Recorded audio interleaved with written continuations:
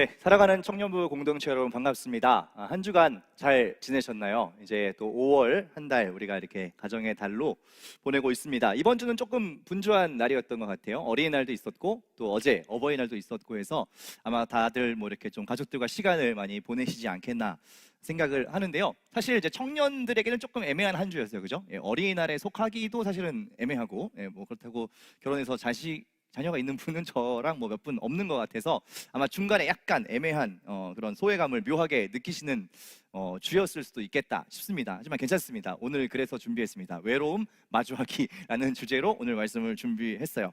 오늘 주실 말씀을 또 기대하면서 하나님 말씀을 우리가 좀 귀 기울여 들으면 좋겠고, 여러분들의 삶에 이것이 좀 더 구체적이고 실제적인 도움을 줄 수 있는 말씀이 되면 좋겠습니다. 오늘도 같이 한번 인사하실 때 제가 늘 인사하는 그 인사법으로 함께 인사하면 좋겠습니다.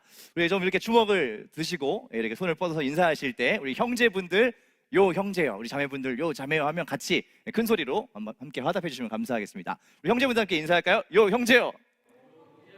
예, 감사합니다. 형제분들 요즘 목소리가 아주 좋습니다. 우리 자매분들 한번 인사해 볼까요? 요 자매요. 네, 감사합니다. 5월 한 달 우리가 계속해서 내 마음속 전쟁터라는 주제로 말씀을 전하고 있고요. 지난주에 첫 번째 주로 열등감이라는 주제를 함께 다뤘었습니다. 감사한 것은 예배 후에 많은 또 청년들로부터 피드백이 있었습니다. 어떤 이야기가 있었냐면 이런 주제를 다뤄서 되게 신선했다라는 이야기도 있었고, 사실 이렇게 마음에 대해서, 감정에 대해서는 이렇게 뭔가 신앙적인 데선 잘 얘기를 못 들어봤었는데 그런 부분 좀 다뤄서 감사하다는 이야기가 있었습니다. 지난주에 우리가 이제 삭개오의 이야기를 가지고 열등감을 이렇게 극복하는 과정을 제가 이렇게 쭉 설명을 한번 드렸었고, 또 우리의 삶에도 그런 부분들을 적용할 것들이 있다라고 말씀을 드렸었어요.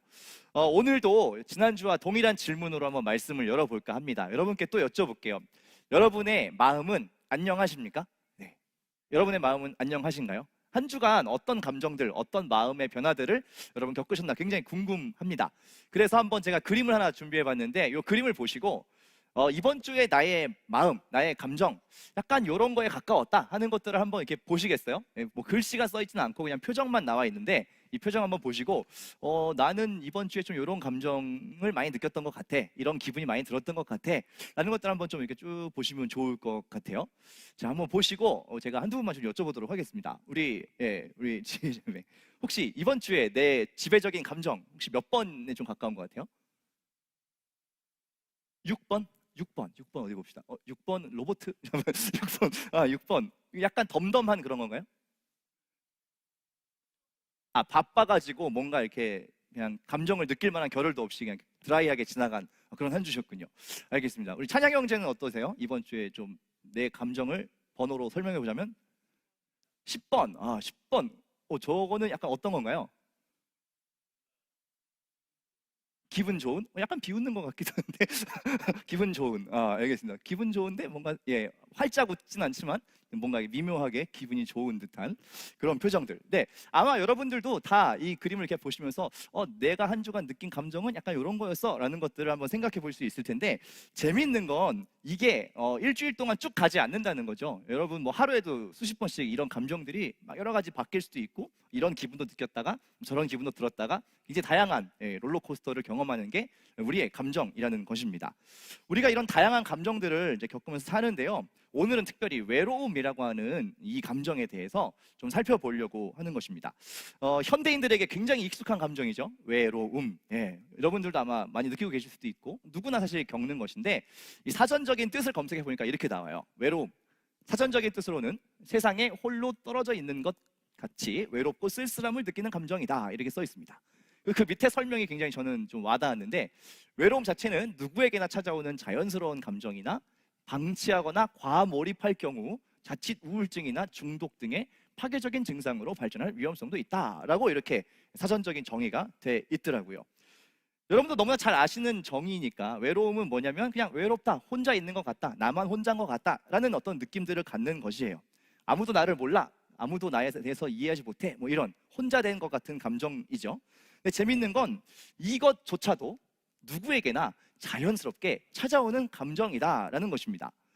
여러분 혹시 그렇게 생각하세요? 내가 막 외로움을 겪고 뭔가 이렇게 혼자라는 느낌을 가질 때 그래, 이거 자연스러운 거야, 또 지나가겠지라고 잘 이해되세요? 아니면은 그래, 역시 나는 혼자였어라고 굉장히 이렇게 좀 파고들고 몰두하시는 편이세요? 아마 대부분의 사람들이 좀 후자인 경우가 많을 거예요. 이제 그만큼 외로움이라는 감정의 특성이 그렇습니다. 이게 혼자라고 생각하는 거기 때문에 이렇게 주변으로 시선 돌리기가 되게 힘든 감정 중에 하나입니다. 그래서 사실은 많은 사람들이 여기에 이렇게 깊이 빠져들어요. 깊이 빠져들어서 혼자 더 이 감정을 막 강화시키고 역시 나는 혼자였어라고 굳게 믿으면서 막 이렇게 살아가는 모습이 많은데, 분명한 것은 누구에게나 자연스럽게 뭐 오기도 하고 가기도 하는 감정이다라는 것이죠. 외로움이요, 개인적인 어떤 감정임과 동시에 요즘은 어떤 연구도 많이 있냐면요, 사회 심리학적인 연구도 많이 있더라고요. 그러니까 이게 그냥 내 개인적인 감정 정도가 아니라 이 사회, 관계 맺고 있는 이 울타리에서 일어나는 감정이기 때문에 이걸 막 사회학적으로 분석하는 그런 것도 있더라고요. 그래서 제가 이렇게 뭐 여러 가지 이야기들을 보다가 그래도 이런 책은 꼭 신앙도서는 아니지만 외로움이라는 감정, 정서를 이해하는데 되게 도움될 만한 책이다 싶어가지고 이런 책들을 좀 제가 추천을 드려봅니다. 한번 읽어보시면 인간이 왜 외로워하는가라는 걸 굉장히 다각도에서 이렇게 분석한 책이 있습니다. 그리고 제가 이렇게 또 인터넷을 좀 검색해 보다 보니까 되게 좋은 이렇게 한 10분짜리 영상을 하나 찾았는데, 이거 뭐 다 틀기에 너무 시간이 없어서 그냥 소개만 드릴게요. 쿠르트 게작트라고 하는 이 독일의 아티스트들이에요. 이게 창작 집단이 만든 건데, 외로움이라는 주제를 가지고 만든 짧은 애니메이션입니다. 근데 굉장히 잘 설명돼 있어서 이걸 보셔도 꽤 동의가 되실 거예요. 그런 거구나라고 좀 외로움의 실체에 대해서 잘 파악을 하실 수 있을 것 같아요. 근데 여기서도 동일하게 얘기하는 게 뭐냐면, 외로움이라는 감정을 이상하다고 여기지 말아라라는 이야기를 여기서도 해요. 그러면서 그 감정을 느꼈을 때 이게 되게 자연스러운 것이고 부끄러운 것이 아니다라는 것을 받아들이는 게 중요합니다라고 이 영상에서 이렇게 코멘트를 해요. 저도 이 명제에 굉장히 동의를 합니다. 우리가 이 감정 자체를 너무 평가하거나 된다 안 된다 막 이렇게 생각하기 시작하면 더 힘들어지거든요. 그냥 사람이기 때문에 오기도 하고 가기도 한다라고 자연스럽게 받아들이는 것이 일단 우리의 감정을 건강하게 다루는 태도입니다. 사실은요, 성경에 나오는 다양한 인물들이야말로 인간의 모든 감정과 정서를 아주 다양하게 보여주고 있습니다. 여러분들이 선입견을 가지는 것 중에 하나가 무엇이냐면, 성경은 그냥 거룩한 이야기, 아주 올바른 이야기만 다 써 있을 것이다 라고 생각하는 거예요. 근데 사실 아닙니다. 여러분들이 잘 아시듯이 사실은 이 성경의 많은 인물들이 뭘 보여주냐면, 인간의 적나라한, 부족한, 있는 그대로의 모습들을 민낯을 다 보여주고 있다라는 것이죠. 그래서 하나님이 필요하다라는 게 성경의 메시지이거든요. 그래서 성경의 많은 인물들은 사실 인간의 다양한 감정들을 다 보여줍니다. 희, 노, 애, 락, 애, 오, 욕, 이런 여러 가지 인간의 다양한 감정들을 다 보여주고요. 그 모든 것들이 하나님 안에서 다 괜찮다라는 것을 사실 성경은 이야기하고 있죠. 그러니까 아까 말씀드린 이런 여러 가지 모든 감정들이 사실은 하나님 안에서 다 가능한 감정들이라는 것이죠. 그리고 성경의 많은 인물들이 그러한 샘플이 돼서 우리에게 이 감정, 우리의 이 속에 있는 것들을 어떻게 하나님 앞에서 잘 다뤄야 하는가를 이미 보여주고 있다는 것입니다. 모세도 마찬가지고요, 다윗도 마찬가지고, 엘리야도 마찬가지고, 많은 성경의 인물들은 사실 혼자 있는 시간을 통해서 하나님을 만난 사람들입니다. 모세도 광야에서 그랬고요, 다윗 역시 목동으로 혼자 보내는 시간을 통해서 하나님을 깊이 만났고, 오늘 소개할 엘리야 역시 혼자 있는 이 시간에 하나님을 만난 사람들입니다. 그래서 오늘은 엘리야의 이야기를 조금 제가 보여드리면서 어떻게 외로움이라는 감정이 찾아오고 또 그것을 어떻게 하나님 앞에서 잘 다루는가 하는 과정을 여러분들이 한번 찾아보실 수 있으면 좋겠습니다. 엘리야, 여러분 선지자 엘리야 하면 어떤 것이 떠오르시나요? 아마 이 장면이 가장 많이 떠오르실 겁니다. 엘리야는 굉장히 이 선지자 중에서도 인상적인 사건을 경험한 선지자죠. 뭐냐면 바알과 아세라, 우상을 섬기는 이방 선지자들과 이 배틀을 벌이잖아요. 이 엘리야와 그리고 이방 선지자들이 뭘 놓고 배틀을 벌이냐면, 진짜 하나님, 진짜 신이 과연 어느 편이냐라는 것을 가지고 이제 배틀을 합니다. 배틀의 방식도 꽤 흥미진진해요. 제단을 2개 만들었습니다. 2개 만들어 놓고, 한쪽은 이제 엘리야가 쌓은 제단이고요, 한쪽은 이방 선지자들이 쌓은, 바알과 아세라 선지자들이 쌓은 제단이에요. 제단에 제물도 올리고 불만 안 붙이고 나머지 세팅을 다 했습니다. 근데 더 재밌는 건 그 위에다가 막 물을 어마어마하게 부어가지고 이렇게 완전히 적셔 놓은 상태예요, 양쪽 다. 그래서 이제 누가 더 불을 빨리 여기다 붙여서, 그러니까 어떤 신이 불로 빨리 응답하느냐, 그쪽이 참 신이다. 이제 이런 배틀을 이제 벌이는 것이 엘리야 선지자입니다. 근데 바알과 아세라 선지자들이 먼저 이제 이 자기 신들을 막 부르기 시작했어요. 그래갖고 뭐 춤도 추고 막 음악도 연주하고 막 자기 신을 열심히 찾았는데 아무리 해도 반응이 없는 겁니다. 그러니까 이 사람들이 더 극단적으로 어떻게 하냐면 막 자해도 하고 피도 내고 막 피도 뿌려보고 막 이렇게 해가지고 막 신을 자극시켜서 이 불을 내려오게 하려고 막 갖은 수를 쓰죠. 근데 아무 일도 일어나지 않아요. 근데 그때 엘리야가 되게 간지나게 옆에서 이렇게 딱 보면서 뭐라고 조롱을 하냐면, 야, 좀 더 크게 해봐. 너무 볼륨이 작은 거 아니야? 너네 신이 지금 자고 있는 것 같아. 약간 이러면서 굉장히 이렇게 막 긁습니다. 근데 아무리 막 해도 전혀 응답을 하지 않는 거예요. 하루 종일 한나절 내내 했는데도 아무 반응이 없어요. 그때 이제 엘리야가 멋있게 딱 등장하죠. 딱 등장해가지고 하나님께 기도를 하는데 뭐라고 기도하느냐? 하나님, 정말 참 하나님이 누구인지를 모두가 알도록 해주십시오 라고 딱 기도를 하니까 어떻게 돼요? 이 불이 하늘에서 빵 내려와가지고 그 제단에 있는 모든 재물을 다 태우고 심지어 그 모든 물까지 다 말라서 없어지게 하는 이런 놀라운 응답을 받습니다. 이거야말로 완전한 승리죠. 그리고 그 모든 이방 선지자들을 잡아가지고 그 자리에서 즉결 처형하는, 어쩌면 정말 하나님의 살아계심을 너무 명백하게 보여주는 이 사건을 엘리야가 경험합니다. 여러분들이 이 사건을 아마 많이 알고 계실 거예요. 그런데 참 놀라운 것은 오늘 우리가 읽은 그 본문 한번 보시면 엘리야의 상태가 뭔가 좀 사뭇 이상한데? 라는 생각이 들 정도로 약간 다른 사람 같은 느낌을 주거든요. 이 장면을 우리가 한번 좀 자세히 파헤쳐 보도록 할게요. 오늘 읽었던 19장 9절과 10절인데요. 같이 한 목소리로 읽어보도록 하겠습니다. 함께 읽을게요. 엘리야가 그곳 굴에 들어가 거기서 머물더니 여호와의 말씀이 그에게 임하여 이르시되, 엘리야야, 내가 어찌하여 여기 있느냐? 그가 대답하되, 내가 만군의 하나님 여호와께 열심히 유별하오니 이는 이스라엘 자손이 주의 언약을 버리고 주의 제단을 헐며 칼로 주의 선지자들을 죽였음이오며 오직 나만 남았거늘 그들이 내 생명을 찾아 빼앗으려 하나이다. 어떤 상황인지 이해되세요? 장소가 어디죠? 장소? 어디라고 돼 있죠? 굴 속입니다. 굴 속. 굴 속에 지금 엘리야가 있는데 하나님 찾아와서 뭐라고 물어보냐면, 네가 왜 여기 있어? 라고 물어보는 거예요. 근데 그 엘리야의 대답이 무엇이냐? 나만 지금 혼자 남아서 그렇습니다. 아무도 없고 나만 혼자 남아서 나는 이 굴 속에 지금 숨어 있습니다 라고 이야기를 하는 거예요. 근데 놀랍게도 이 본문이 제가 방금 설명드린 이 놀라운 전투, 이 어마어마한 승리를 거둔 직후라는 거예요. 이상하죠? 굉장한 승리를 거뒀고, 이게 사실 선지자 입장에서도 와, 진짜 하나님 이렇게 역사하시다니 굉장히 그 전율할 만한 사건을 겪었어요. 근데 그 다음 장에 바로 나오는 이야기가 이거예요. 굴 속에 숨어 있어요. 왜 거기 있냐 그랬더니 저만 혼자입니다. 이렇게 얘기를 하는 거예요. 도대체 무슨 일이 그 사이에 있었길래, 있긴 있었습니다. 무슨 사건이 있었는지를 한번 보면 좋을 것 같은데, 엘리야가 심지어 이렇게까지 얘기해요. 하나님, 그냥 저 죽여주세요. 그냥 선지자 안 하겠습니다. 여기까지인 것 같습니다. 저는 제 조상들보다 나은 게 하나도 없습니다. 이렇게 얘기하면서 자기를 죽여달라고까지 얘기한다는 것이죠. 도대체 무슨 일이 그 사이에 있었냐라고 하는 것을 보면 이세벨이라고 하는 한 여자가 등장합니다. 이 이세벨은 그 아합 왕, 그 당시에 이제 북이스라엘의 왕의 아내예요. 왕비예요, 왕비. 그런데 이 왕비가 아주 악독한 왕비입니다. 이 선지자들을 계속해서 잡아 죽이고 예수님, 하나님을 믿는 사람들을 굉장히 이렇게 핍박했던 그런 악한 여자인데, 이 이세벨이 뭐라고 협박을 했냐면, 이 자기의 선지자들, 바알과 아세라 선지자들 다 죽었다는 것을 듣고서 사신을 보내가지고 엘리야한테 뭐라고 협박을 하느냐? 너도 이제 그렇게 될 거야 라는 협박을 합니다. 여기 써 있죠. 내 생명을, 죄송해요, 물 한 잔만 먹을게요.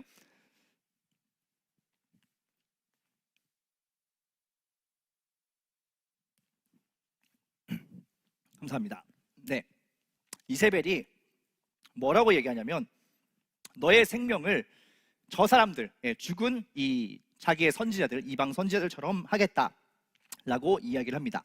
너도 똑같이 죽을 줄 알아라 라고 이야기를 했다는 거예요. 근데 그 말을 들은 엘리야가 왜 그랬는지 모르겠지만 갑자기 마음에 불안이 찾아와서 도망치기 시작합니다. 갑자기 정말 잘 싸워놓고 어마어마한 대승을 거둬놓고 갑자기 그 말을 딱 듣는 순간 뭐가 덜컥 겁이 나서 혼자 도망치기 시작했다는 거예요. 근데 이게 참 희한하죠. 어떤 인과관계가 되게 빈약하잖아요. 어마어마한 대승을 했어요. 근데 너 죽을 줄 알아? 이 얘기를 딱 듣자마자 무서워 라고 생각하면서 갑자기 도망가기 시작했다는 것이죠. 그러면서 하는 이야기가 내가 혼자입니다. 너무 무섭습니다. 나만 남았습니다. 이런 이야기를 하기 시작하는 것입니다. 제가 이걸 보면서 무슨 생각을 했느냐, 이 외로움이라고 하는 감정이라는 게 사실은 굉장히 인과관계, 논리적으로 뭔가 납득할 만한 그런 과정을 거치는 게 아니라 정말 불쑥 찾아오기도 하는 감정이다라는 것입니다. 그냥 갑자기 불쑥 찾아오는 감정이라는 것이죠. 누군가 툭 던진 한마디, 그냥 내가 이렇게 언뜻 했던 그 생각 하나가 꼬리에 꼬리를 물고 갑자기 큰 외로움의 덩어리가 되어서 나에게 다가오기도 한다라는 것이죠. 그래서 지금 엘리야가 굉장히 말도 안 되는 이야기들을 막 하는 거예요. 하나님께 그냥 죽겠습니다. 그냥 저 이게 선지자 못하겠습니다. 그냥 죽여주십시오. 이런 얘기를 막 하니까 하나님 입장에서도 좀 당혹스러우셨겠죠. 그래서 엘리야를 다시 설득하기 시작합니다.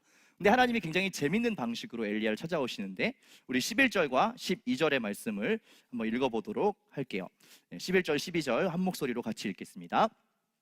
여호와께서 이르시되 너는 나가서 여호와 앞에서 산에 서라 하시더니, 여호와께서 지나가시는데 여호와 앞에 크고 강한 바람이 산을 가르고 바위를 부수나 바람 가운데에 여호와께서 계시지 아니하며, 바람 후에 지진이 있으나 지진 가운데에서도 여호와께서 계시지 아니하며, 또 지진 후에 불이 있으나 불 가운데에도 여호와께서 계시지 아니하더니 불 후에 세미한 소리가 있는지라. 하나님께서 이 굴 속에 있는 엘리야를 나오라고 하세요. 나오라고 하시고 이제 서라, 내 앞에 서라라고 이렇게 이야기하시고 하나님이 나타나시는데요. 하나님 나타나실 때에 막 강한 바람도 불고 막 바위가 부서지고 막 불도 막 나고 막 이런 여러 가지 지진도 나고 막 이런 현상들이 막 일어납니다.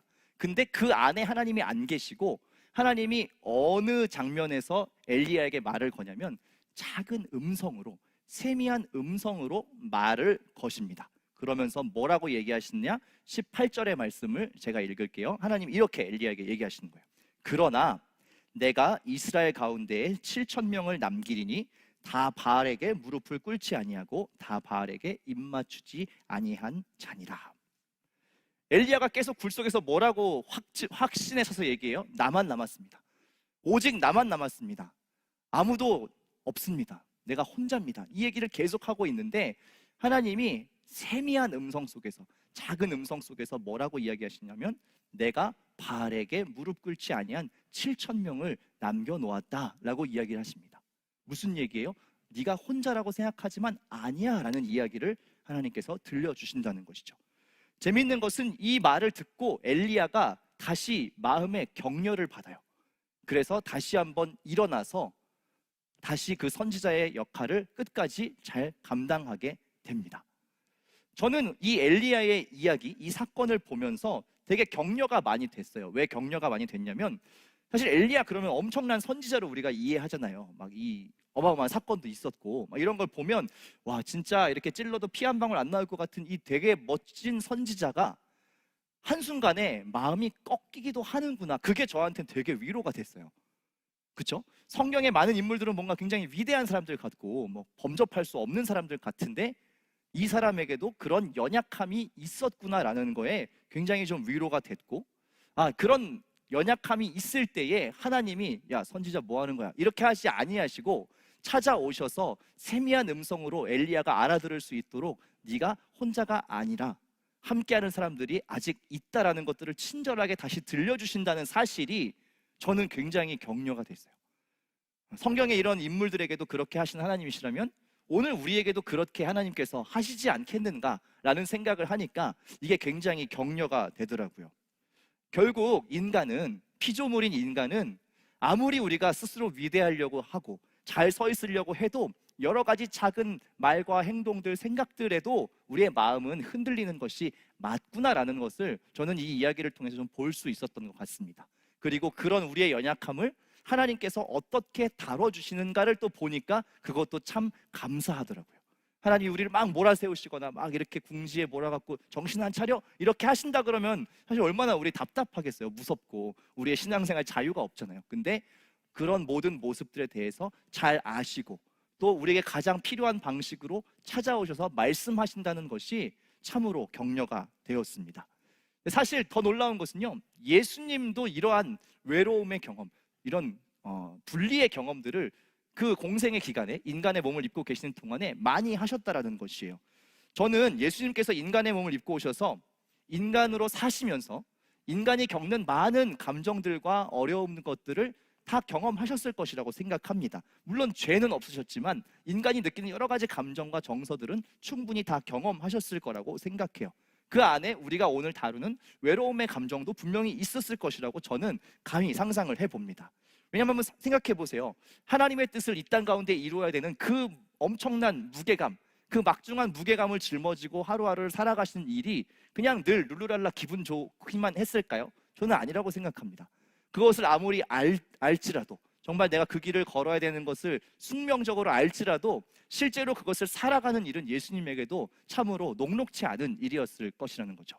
그래서 예수님께서 늘 새벽마다 나가서 기도하시고 하나님과의 시간을 확보하시려고 애를 쓰지 않으셨나 생각해요. 그 기도가 단순히 그냥 되게 거룩하고 잘 준비된 막 미사 여구가 가득한 그런 기도였을까 생각하면 저는 아니었을 것 같아요. 오히려 정말 솔직하게 기도하시지 않으셨을까? 하나님, 정말 이 길을 걸어가는데 도와주십시오. 쉽지 않습니다. 하나님, 잘 걸을 수 있도록 도와주십시오. 그 기도 실제로 예수님 하시잖아요. 언제 하세요? 겟세마네 동산에서 그 기도를 진짜로 하시죠. 정말 이 잔이 피할 수 있으면 피할 수 있도록 해주십시오. 그러나 내 뜻대로 말고 아버지의 뜻대로 해주십시오. 이 사실은 굉장히 인간적인 기도예요. 순도 100% 완벽한 순종, 막 찔러도 막 빈틈 하나 없는 그런 기도가 아니라 정말 힘듭니다만, 정말 어렵습니다만 하나님, 그래도 이것이 하나님의 뜻이라면 내가 잘 따라갈 수 있도록 도와주십시오라는 어쩌면 너무나 솔직한 기도를 예수님께서도 이 땅에서 드리셨다라는 것이죠. 그리고 놀랍게도 예수님은 실제로 하나님과 완전히 단절되는 진짜 이 외로움의 고립의 경험을 실제로 하십니다. 어디서요? 십자가상에서 하시죠. 가상실현이라고 하는 십자가에서 돌아가실 때 하셨던 그 말 중에 이것이 있어요. 제가 한번 읽어드릴게요. 제6시로부터 온 땅에 어둠이 임하여 제9시까지 계속되더니 제9시쯤에 예수께서 크게 소리질러 이르시되 엘리 엘리 라마 사박다니 하시니 이는 곧 나의 하나님 어찌하여 나를 버리셨나이까 하는 뜻이라. 이게 십자가 위에서 예수님의 정말 간절한 절규였어요. 하나님, 어째서 나를 버리셨습니까? 하나님, 어째서 나를 홀로 두셨습니까? 이게 예수님께서 십자가에서 느끼신 정말 완벽한 분리의 경험이었습니다. 매일매일 하나님께 나가 기도하고 하나님과의 그 관계를 붙들려고 애를 썼던 그 주님조차도 우리 인간이 겪을 수밖에 없는 그 분리의 경험, 외로움의 경험, 그 소외됨의 경험을 직접 온 몸으로 하셨다는 것이에요. 저는 이것이 우리에게 굉장한 격려를 준다고 생각합니다. 주님이 그 모든 외로움의 본질을 아신다는 거예요. 하나님과 분리되는 그 경험에 대해서 아신다는 거예요. 그 관계의 끈들이 끊어지는 경험, 모두가 자기를 버리고 도망가고 그 제자들조차도 다 도망가는 그 경험, 그것을 온몸으로 받아내신다는 거예요. 그렇기 때문에 우리가 경험하는 외로움의 본질에 대해서 예수님 가장 잘 아십니다. 그리고 하나님께서도 우리의 그 약함을 아시기 때문에 오히려 저는 하나님께서 더 우리의 외로움을 크게 보시고 무언가를 돕고 싶어 하신다고 생각해요. 그런데 우리가 안 받아들일 때가 되게 많죠. 엘리야처럼요. 오직 나만 남았습니다. 나밖에 없습니다. 내 굴 속에 딱 들어가서 문 닫고 나밖에 없습니다. 이렇게 얘기할 때가 오히려 많지 않은가 생각합니다. 오늘 우리가 이 말씀을 통해서 무엇을 좀 붙잡았으면 좋겠냐면, 이 외로움이라고 하는 감정이 피조물인 우리에게 너무나 필연적인 것이구나. 피해갈 수 있는 것이, 물론 피해갈 수 있으면 좀 덜 찾아오면 그래도 감사하긴 하겠지만 없을 수는 없는 감정이다라는 것을 우리가 먼저는 기억했으면 좋겠고, 그럼 이 엘리야도, 이 성경의 인물들도 이러한 사이클들을 겪는다면 과연 어떻게 우리는 이것을 대해야 될까를 생각하면 좋겠어요. 이미 이 이야기 속에서 보여지고 있죠. 엘리야가 어느 순간에 하나님을 만나고 그 하나님의 음성을 듣습니까? 세미한 음성 가운데 들었어요. 여러 가지 이야기들이 막 섞여 있을 때는 뭐가 하나님의 음성인지 듣지 못했지만 그 세미한 음성 속에서 하나님 말씀하시는 그 말씀, 엘리야야 네가 혼자 있지 않다 하는 그 이야기를 들었습니다. 그리고 다시 마음의 힘을 얻어서 자기의 삶의 자리로 다시 나아갔어요. 저는 오늘 이 이야기가 우리에게 분명한 적용점을 주고 있다고 생각합니다. 여러분들도 그런 감정들이 찾아올 때가 있으시죠? 저도 마찬가지입니다. 어떤 때는요, 그 외로움이라는 게 참 희한해서 사람들이 많고 적고 그런 문제가 아닐 때가 참 많아요. 분명히 누가 주변에 있고 같이 하는 사람들이 있는데도 어느 순간 그 감정이 이렇게 쏙 들어오면 왠지 모르게 그 모든 것들이 다 뭔가 의미 없게 느껴지기도 하고요. 정말 혼자로구나, 뭔가 이 마음을 알아준 사람이 없구나, 이런 생각이 사실 저도 종종 듭니다. 근데 그게 외로움이 가지는 어쩌면 너무 당연한 어떤 힘인 것 같아요. 그러나 부탁드리고 싶은 것은 그것이 진리는 아니라는 것입니다. 엘리야가 굳게 믿고 막 얘기한 그것이 진리는 아니라는 거예요. 오히려 하나님 그것을 뚫고 들어오셔서 세미한 음성 가운데 말씀해 주시고 싶어 하세요. 아니, 너는 혼자가 아니야. 함께하는 사람들을 내가 이미 두었다. 그리고 하나님, 내가 너와 함께하고 있지 않니라고 하나님께서 가장 우리에게 말씀해 주고 싶어 하신다고 저는 생각합니다. 오늘 이 말씀을 들으시면서 여러분의 마음을 한번 돌아보실 수 있었으면 좋겠습니다. 그 어느 때보다 혼자 되는 경험, 고립의 경험, 외로움의 경험들을 참 많이 할 수밖에 없는 환경에 우리가 놓여져 있죠. 평소처럼 사람들 쉽게 만날 수도 없고요, 이렇게 같이 모여서 막 활동할 수도 없고요, 이야기를 막 편하게 나눌 수 있는 또 그런 환경이나 분위기도 아니죠. 눈치도 많이 봐야 되고요. 그렇기 때문에 뭔가 이 외로움이 더 익숙해지기 쉬운 그런 때인 것 같습니다. 그러나 이 익숙함이 찾아오는 것을 여러분들이 막을 수는 없으시더라도 그것이 주는 부정적인 영향에 매이지는 않으셨으면 좋겠습니다. 그리고 그러한 것이 찾아올 때 당황하고 전전긍긍하시는 것이 아니라 이 시간을 토대로 내가 하나님께 나아가서 정말 하나님께서 무엇이라고 말씀하시는가를 들어야 되겠구나라는 그 결론에 여러분들이 이르실 수 있었으면 참 좋겠습니다. 말씀을 준비하면서 찬양 하나를 좀 이렇게 생각하게 됐고, 이 찬양을 좀 같이 부르면 좋겠다 생각했어요. 이 찬양의 가사가 오늘 이 설교의 내용하고 너무 잘 맞는 가사여서 공감하시네라고 하는 찬양인데요, 많이 아시는 찬양일 것 같은데, 이 고백을 우리가 좀 드릴 때 그렇구나, 이 혼자 되는 감정이 찾아올 때에 이것은 하나님께 나아가는 발판으로 삼아야 하겠구나라는 생각으로 우리가 좀 이 찬양을 같이 하나님께 드릴 수 있으면 좋겠습니다. 우리 함께 고백합시다.